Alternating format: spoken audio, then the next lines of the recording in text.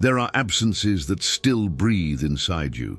They don't knock, they don't ask, they simply are, like an echo etched into the walls of your soul.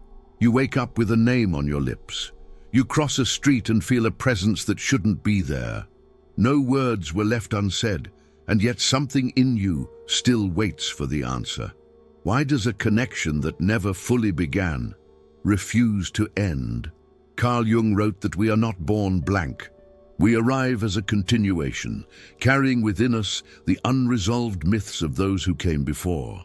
Archetypes, longings, unfinished emotional chords, all wrapped in the silence of the unconscious, waiting to be awakened.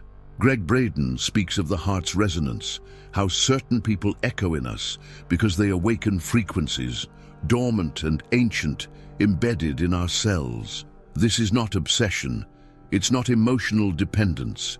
It's the reactivation of a memory your mind doesn't understand, but your soul instantly recognizes. Some people don't come to stay. They come to stir, to open a door in your psyche you didn't even know existed.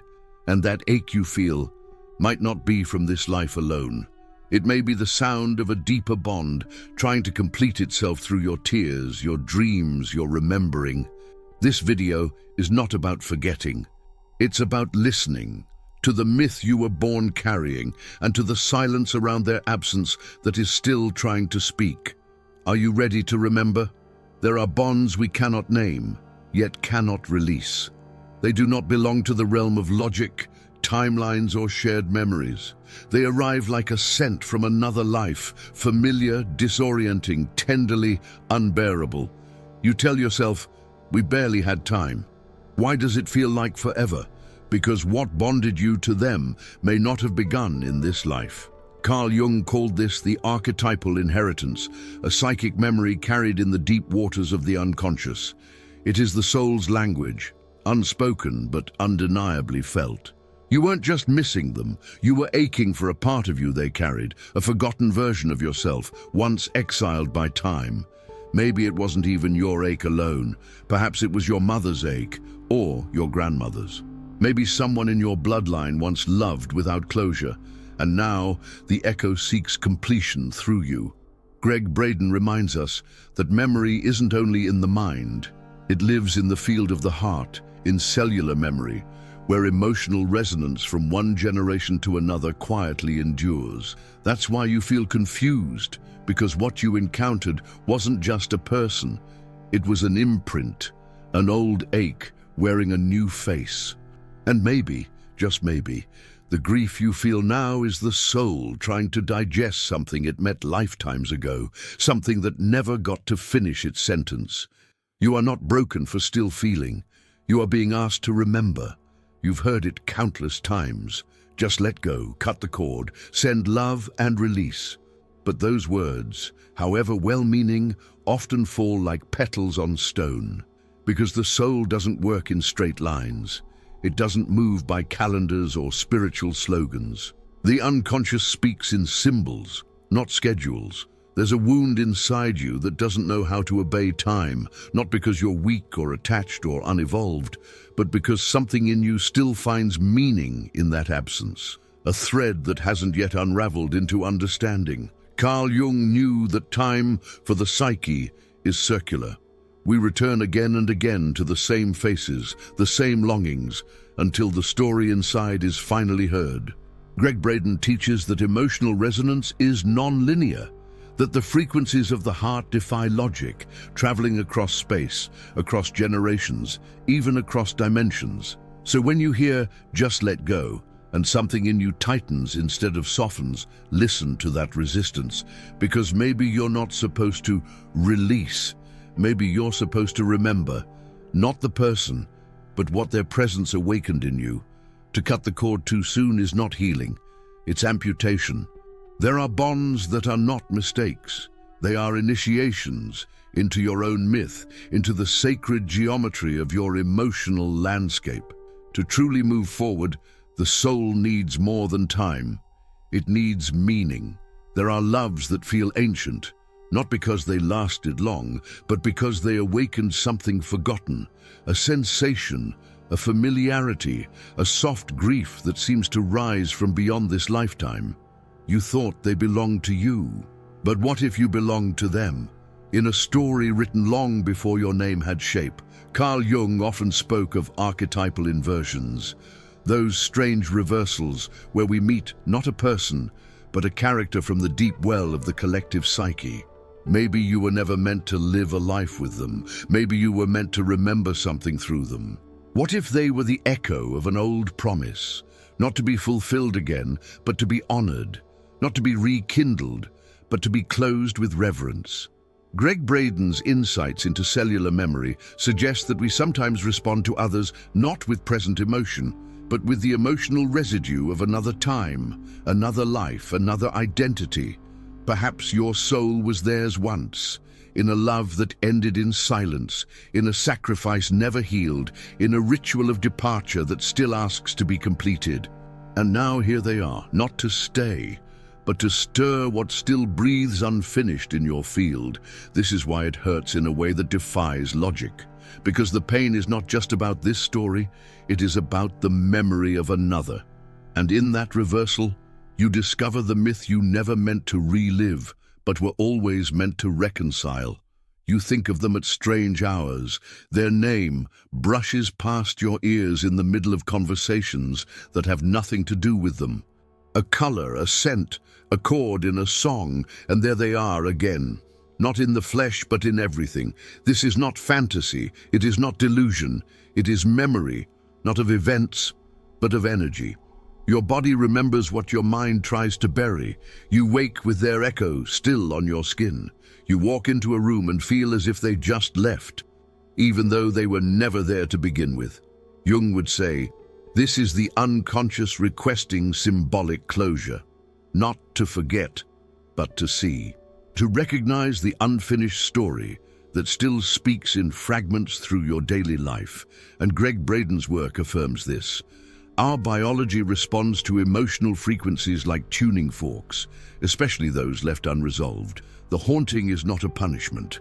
It's a presence in search of meaning. If you ignore it, it will find new faces.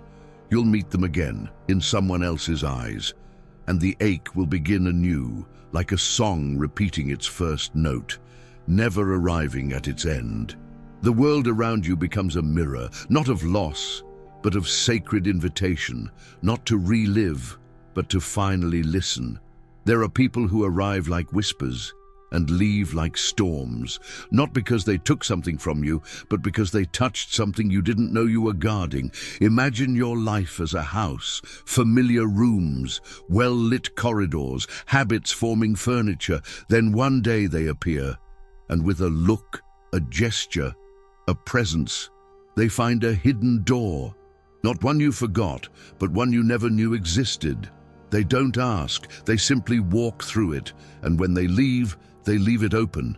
You stand at its edge. There's a scent, a silence, a memory that isn't entirely yours, and suddenly, you are no longer who you were before they arrived.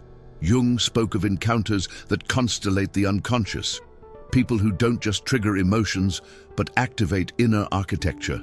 They don't fill a void. They reveal a sacred emptiness you didn't know needed light. Greg Braden reminds us that the heart recognizes ancient resonance, and sometimes that recognition isn't about union. It's about initiation. The wound isn't that they left, it's that they opened something in you that now refuses to close. And that room, that secret room they unlocked, it smells of myth, of memory, of a fragment of your soul, returned. Sometimes we don't fall in love with a person. We fall into an ancient symbol that their presence awakened. They enter your life with a glance, and suddenly the air around them feels mythic, not because they said the right words, but because something in them spoke to something older in you. Carl Jung understood this mystery. He called it the encounter with archetypes, universal forces that live within the collective unconscious, the eternal lover, the lost twin, the wounded healer. The part of your soul that longs for wholeness sees itself in them. It wasn't them that activated your soul. It was what they carried. the symbol they unknowingly wore. They were a mirror, a veil through which something sacred looked back at you.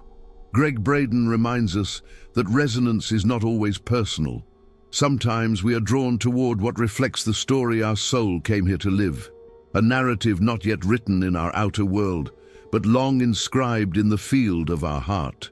This is why the pain cuts so deeply, because what you lost was not just a person. You lost a myth you thought was finally becoming real. But perhaps the lesson is not to hold on, but to recognize what was trying to constellate through them. They were a messenger, and their absence is a call to find within what they once revealed without. Did you enjoy the content and it made a difference for you? Click on Super Thanks and support our work. Not every bond is meant to stay. Some arrive like constellations falling into place, only to vanish before morning. You felt it, the sudden recognition, the silent knowing, the sense that this had been written before you even knew how to name love. Carl Jung saw the soul as guided by purposes far deeper than we can see, a self that moves beyond will or desire, searching for what was left undone in some timeless chapter. And sometimes that search brings someone into your life, not to remain, but to realign. Greg Braden speaks of soul contracts, vibrations that seek harmony, even if only for a moment, as if a sacred note needed to be played again, and your heart was the only instrument that could remember the melody. These are the loves that don't fit, that break us open, that leave, not out of cruelty, but out of completion. It may have only lasted days, or never even materialized into anything tangible, but something eternal was fulfilled. You weren't meant to live that love forever. You were meant to feel it deeply enough that it released something ancient in your soul. Like a door that closes gently, not with finality, but with grace. There are words that were never spoken, gestures that stayed locked in the chest, goodbyes that never found a voice. But silence doesn't mean absence. And what was never expressed still lingers. In dreams, in sighs, in the weight behind your thoughts. Sit quietly with their memory. Let it rise like mist over an old lake.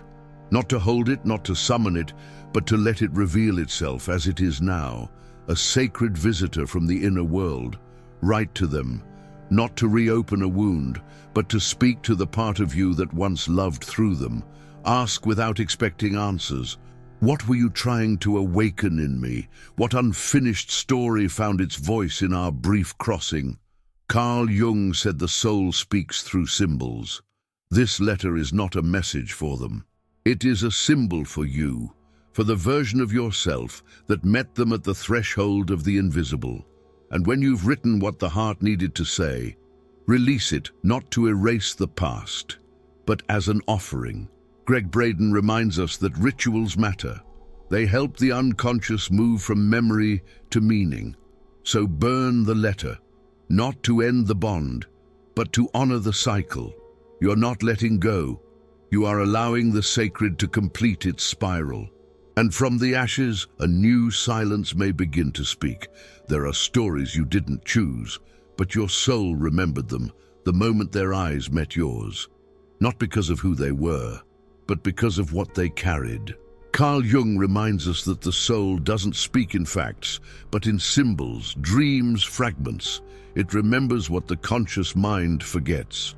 It holds patterns far older than your name, and aches that didn't begin with your birth.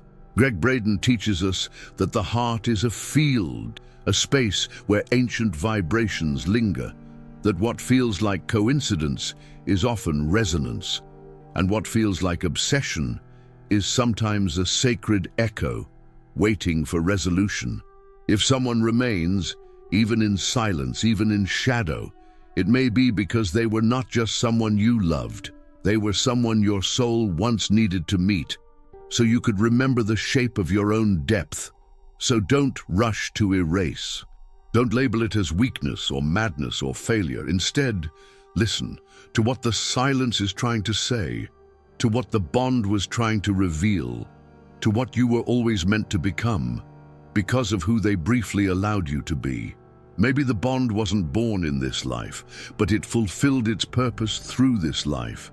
And if you've come this far, if your heart has listened, comment below, "Estoy despierta," so that others may know they are not the only ones remembering a love that never left.